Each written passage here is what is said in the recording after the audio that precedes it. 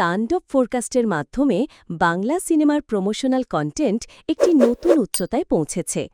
মাত্র একদিনে কোটির বেশি মানুষ ফেসবুক, ইউটিউব ও ইনস্টাগ্রাম মিলিয়ে ভিডিওটি উপভোগ করেছেন।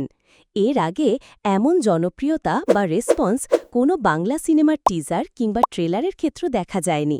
এটি প্রমাণ করে বাংলা চলচ্চিত্র এখন বিশ্বমঞ্চে নিজেদের অবস্থান শক্ত করতে শুরু করেছে। শাকিব খানের ক্যারিয়ারে এটি একটি বড় অর্জন।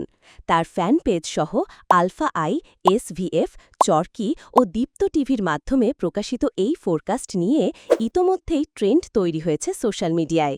ভিউয়ের দিক থেকে যেভাবে এই কন্টেন্ট একদিনে কোটি পার করেছে, তাতে অনেকেই বলছেন দুই বাংলায় এটা শুধু শাকিব খানের পক্ষেই সম্ভব।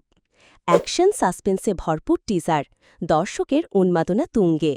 মুখোশ পরা এক গ্যাং টিভি চ্যানেলের ভবনে ঢুকে সবাইকে জিম্মি করে ফেলে।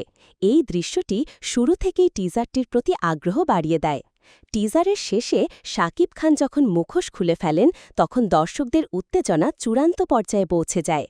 জয়া আহসান, সাবিলা নূর সহ বেশ কজন তারকার উপস্থিতি এই টিজারকে আরও জাঁকজমকপূর্ণ করে তুলেছে। এই টিজার নিয়ে ভক্তদের আবেগ চোখে পড়ার মতো। সোশ্যাল মিডিয়ায় অনেকে মন্তব্য করেছেন, এবার ঈদে রেকর্ড করতে যাচ্ছে তাণ্ডব, বরবাদের চেয়েও বড় সাফল্য আসছে।